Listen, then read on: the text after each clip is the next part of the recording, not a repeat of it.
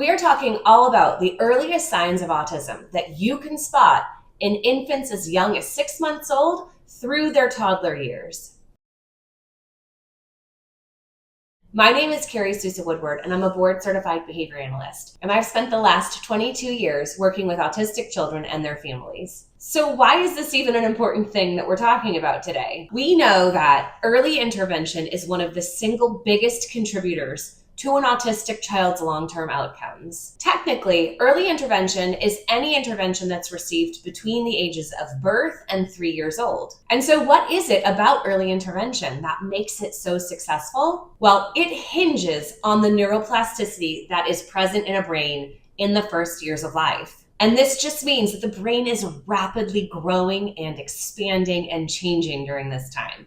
And if you're a parent that has been through the toddler years with your kids, you can probably attest to the fact that your child is learning and growing and changing what seems like daily. And that's because they probably are. There is so much rapid change happening in the brain during the first 3 years of life that they're like sponges. They can pick up and learn new things so quickly. And this is the reason that early intervention is so successful with young autistic kids. One of the fundamental core pieces of autism is this difference in social engagement and social interaction. In general, we know that autistic people tend to be less socially motivated than neurotypical people. And for some, this may just manifest in having different social behavior than what you'd expect. Maybe they engage socially differently than you are used to engaging with other people. But for others, this lack of social motivation doesn't just manifest in different social behavior, it actually contributes to significant developmental delays for the person.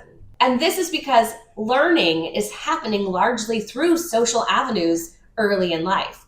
Childhood learning happens when kids are looking around at other people and beginning to imitate some of the things that they're seeing. So when autistic children are less engaged with their social environment, the less they are able to learn in this traditional model, and the more pronounced the delays become. And what's happening in really good early intervention is that the wiring in the brain that underlies social connection is actually undergoing really significant change, helping children become naturally more motivated to engage with the social world, which is where they can pick up on all of this learning. And that's why there's so much information online about what parents need to be looking for in their young kids, what signs they need to be watching for. Because the earlier that we can begin working with these children, the better their long-term outcomes can be. And these processes take time.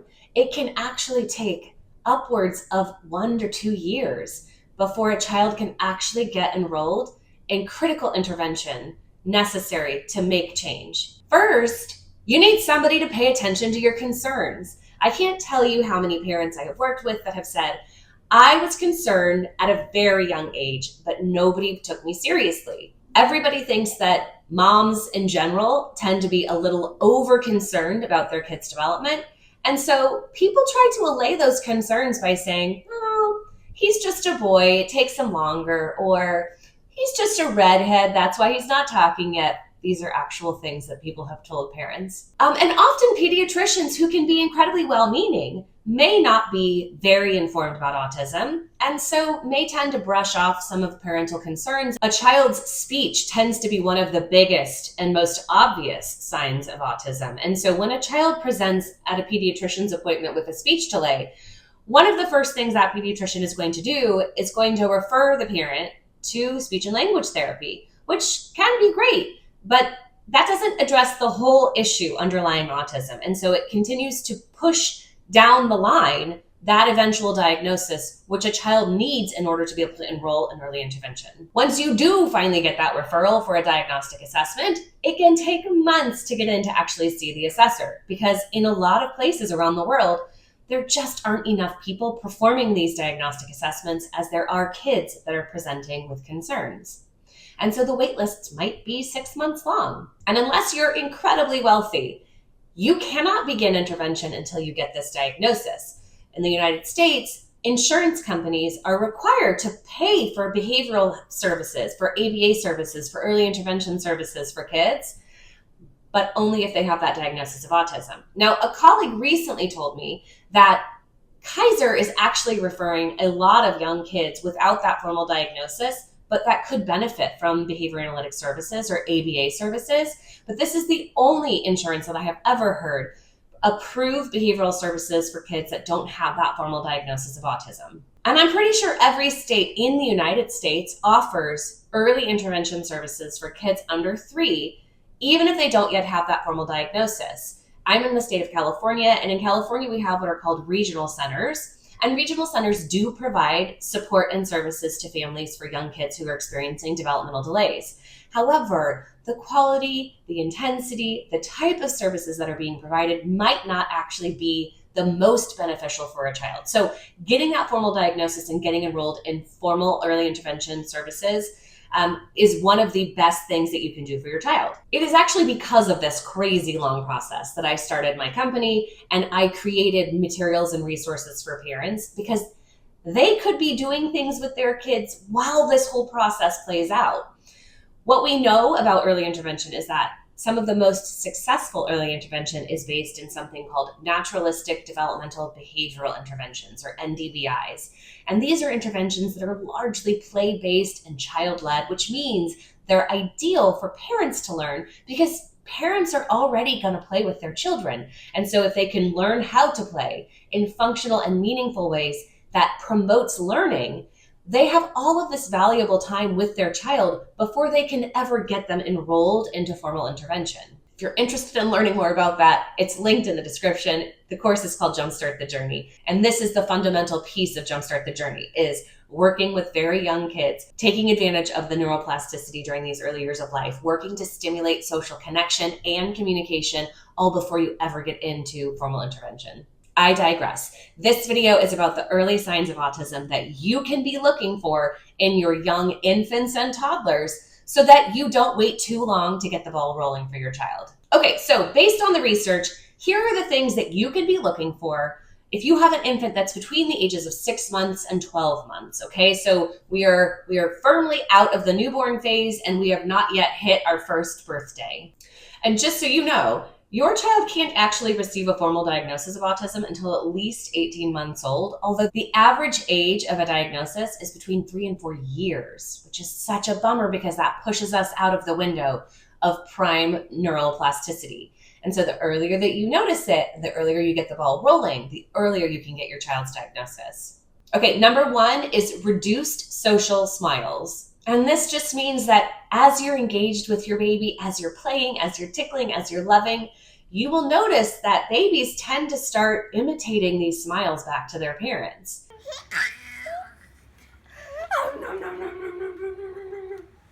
Where's your hat? Where'd it go? Oh! Is that funny? More hat? Hold on to the rope. Hold on to the rope. Yes. Hold on to the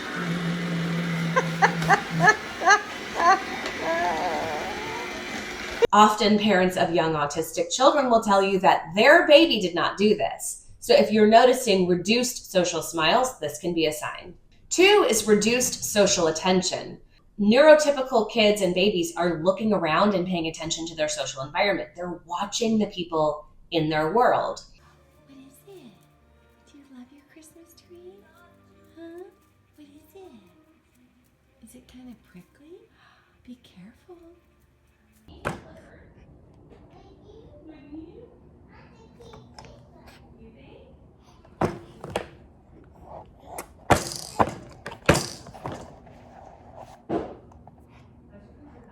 Autistic babies are not spending as much time looking at other people. So maybe you have an infant that's on their tummy doing tummy time and you leave the room and you come back. Most babies will notice when their parent comes back into the room by turning and looking at them. But if you have an autistic baby that is not as motivated to engage with their social environment, they're not going to be paying a lot of attention to the people in their world. The 3rd sign to look for is reduced response to name. And this means when you call your baby's name, do they turn and look at you? Because most babies do. Especially by 6 months old, babies tend to start to understand their name, definitely by 12 months old. When you call their name, they will turn and look at you. Hey, what do you think about the flag? Daddy. Hi, can you say hi, Mama? Can you say hi, Mama? Are you you say hi, Mama. Yeah. Wells. Hi. Hi. Autistic babies notoriously do not respond to their name by looking. And this is something that parents will talk about, that maybe we thought that our child had some sort of hearing difficulty because it's like we could not get their attention. We'd call their name, we would say things, and they never turned and looked at us. And most autistic kids do have perfect auditory hearing, but they just do not respond to their name. It's harder to pull them out of their world and bring them into your world. Theo. Theo, baby. Teddy bear. Theo, Theo. The fourth sign to look for is reduced gestures and pointing. So in this 6 to 12 month age range, you're starting to see your baby begin gesturing at things. They're pointing at things in a book. They're pointing to you. They're pointing to them.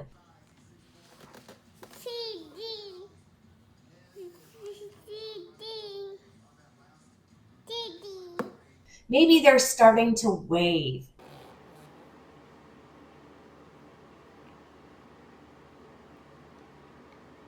Autistic babies are not doing this. A failure to point is actually one of the things that we're looking for in young kids as a sign of autism.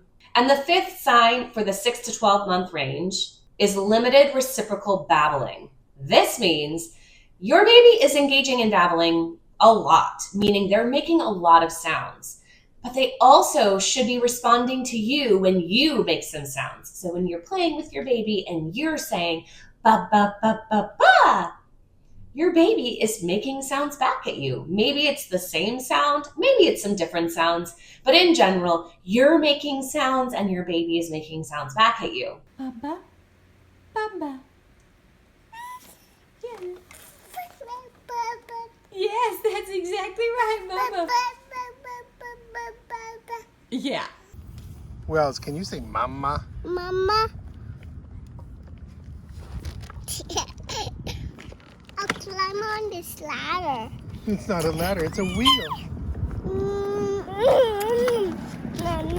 Yeah, mama! Yay, Wells! Autistic babies have lower rates of spontaneous babbling, meaning they're not making as many spontaneous sounds to begin with. And they're also doing very little reciprocal babbling because this is a social behavior. This requires attention to another person and the ability to sort of imitate back what I'm seeing. And autistic babies are not doing this as much. As your babies are getting older, we have a new set of signs to be looking for between 12 months and 18 months. The first sign is repetitive behavior. This means that you often catch your child doing something over and over and over again when it doesn't necessarily need to be done again. This can look like dropping blocks into a bucket repeatedly, or watching things fall from your hand, or spinning in circles repeatedly. The second sign is atypical object exploration. A lot of autistic kids love to play with toys, but they're maybe playing with them in an unusual way. Maybe they're more focused on a part of the toy rather than engaging with the toy as a whole. The third sign is the absence of words. By 12 months old, your child should be doing some single words, whether that's mom, mama, or dada for mom and dad. Maybe your child says moo when they see a cow. Single words are starting to emerge between 12 and 18 months. Ba. Nana. Ba-da-da. Yay! Nyam, nyam, nyam, nyam, yams. Whoa. Do I need all done pasta or all done yogurt or all done? Dad. All done pasta? Hey, do you want to go for a bike ride? Boy. What is this? Yes. So if your child is not engaging in any single words, that's something to be watching for. Sign number 4 is reduced pretend play. So again, in this 12 to 18 month period, you're beginning to see the emergence of pretend play. Your child is beginning to use toys in a fun way. Maybe they pick up a pretend phone and put it to their ear. Who are you talking to, Dugs? I'm talking to Nana. Hold on.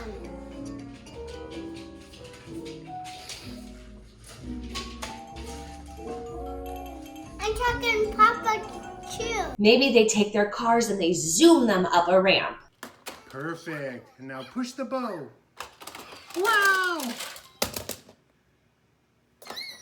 Pretend play is emerging for most kids at this age. So if you're not seeing any signs of pretend play for your child, that's something to watch for. The fifth sign is limited gestures. Again, this sort of goes back to the pointing. Oftentimes at this age, if a child is still not pointing at things, this is definitely something to be watching for. If you're reading a book together and you say, point to the ball, where's the ball? That your child could use their pointer finger and select the ball from the book. House. Playhouse. Come on, kisses, come.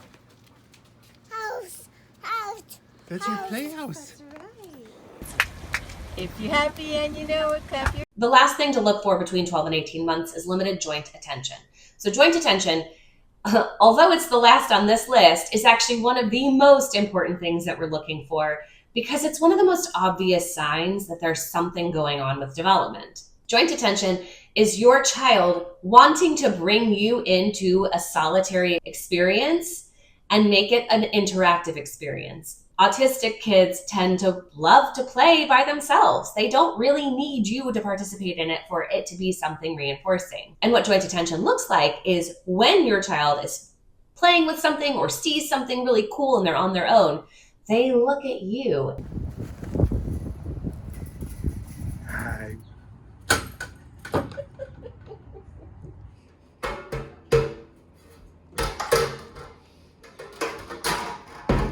What you're looking for is you want them to look to make sure that you're looking, because that's an important piece. Is like they want you to engage and they have to know that you're engaged. So they do this double check to see, are you looking at the thing with me? 12 months may seem young, but neurotypical babies at 12 months are engaging in this joint attention. So this is an easy thing that you can test for.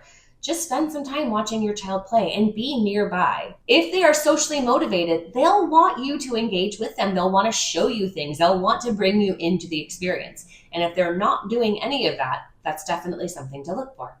A critique that I often hear when I do videos highlighting the early signs of autism is that we are simply pathologizing neurotypical behavior and making parents afraid of everything. That children develop at different paces and not everything that you see as a sign means that the child is going to be autistic. And I will concede to that last point. There are a lot of things that are on this list that many neurotypical children do and is a part of normal development. However, when you see many things on this list combined, that's when you want to be on high alert. So here's an example. My son is 4 and he's neurotypical and he loves his toy cars. And we will often find him lining his cars up. Now, lining up toys is one of the things that we say, this is a sign of autism that you should be looking for. This falls under that category of atypical object manipulation. So like cars are meant to be played with, they're meant to be driven, they're meant to be used in pretend play. And so if you have a child who's just lining up their cars, this is pretty atypical with the way that cars are meant to be played with. I have often seen kids who line up toys and then lie on the ground next to them and sort of just roll the wheels back and forth. The reason that my son's car lining does not concern me and is a part of his normal development in play is because there are no other signs that are accompanying this lining up of the cars. In fact, there are things that signal typical development that go along with his car lining. When I walk in and find all of the cars lined up, he looks at me That's my clothes. and he says, "Mom, there is a traffic jam. Look at all the cars that are backed up on the freeway." They're just getting off the freeway right there. We have language development. We have joint attention and a desire to bring me into it. We have social attention and motivation. We also have pretend play. He's created this whole play theme. So one thing in isolation does not mean that your child is autistic.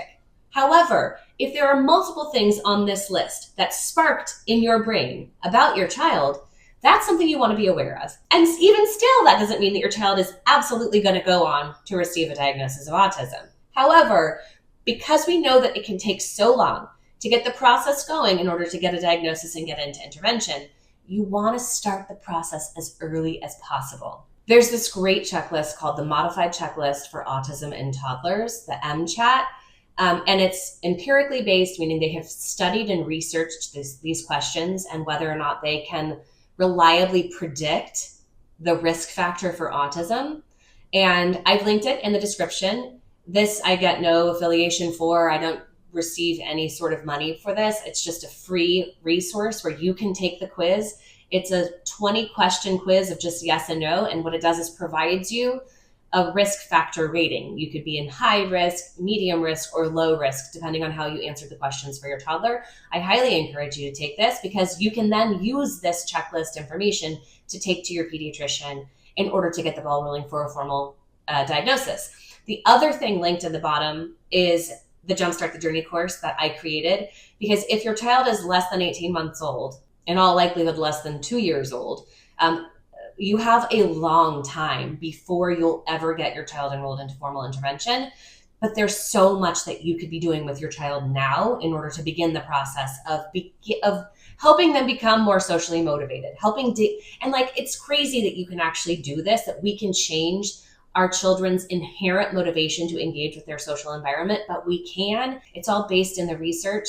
And so we just need to be able to start the work. And you can do this work with your kid in play through fun, engaging experiences that you're already going to be having with your child, just in a more strategic way. So that's also linked in the description below. You might be thinking to yourself, how important really is early intervention? Because I've seen all these adults on TikTok that said they just got their diagnosis as an adult, and they obviously didn't have early intervention if they didn't know they were autistic when they were kids. First of all, this has nothing to do with what those adults are saying on TikTok. I will, however, say that I recently read a study that showed that 70% of the information about autism on TikTok and other social media platforms was misinformation or false. So just be skeptical of the stuff that you're learning on TikTok. But secondarily, there are a lot of really successful autistic adults that didn't get a diagnosis in childhood and didn't receive early intervention and still managed to live this really cool, successful life. But think about this. If somebody didn't receive a diagnosis in childhood and didn't realize until they were adult that they were autistic, they must not have been experiencing significant enough delays in childhood to raise any real red flags for their parents or teachers. Maybe they didn't require supports through school in order to pass their classes. Maybe they didn't have any major roadblocks during life that impeded their success. And a newly diagnosed adult will often tell you that they did indeed struggle in childhood. They'll probably tell you that they always felt like they were different. They never related to their peers. They didn't understand the normal social rules, and so they often felt awkward or left out. Maybe because they always felt different, they spent a lot of time watching other people and figuring out how they were supposed to act in order to fit in. Maybe they masked some of their autistic traits, meaning they didn't engage in self-stimulatory behavior like hand flapping when they were around other people because they were embarrassed. So my point is not to say that a person who receives their diagnosis in adulthood just didn't struggle, but it proves my point exactly, which is if they had the ability to look around and observe other people and imitate, perhaps their signs of autism, the traits of autism that they possessed, were not as severe as some other children who do not spend any time observing other people, do not learn naturally through imitation, and therefore experience really significant delays in their development and learning. When a young child does not learn how to talk, or cannot be potty trained by their parents, or engages in severe behavioral outbursts, or a lot of self-stimulatory behavior that you can't pull them out of, these all severely impact learning. So all of this is to say, can an adult be successful without ever receiving early intervention? Absolutely. But if you have a child who is exhibiting signs of autism as early as infancy, and they are so pronounced that you notice them, the chances are that they might need some support and intervention in order to achieve their best potential. Thanks for watching. Like and subscribe to find out when the next video is coming out.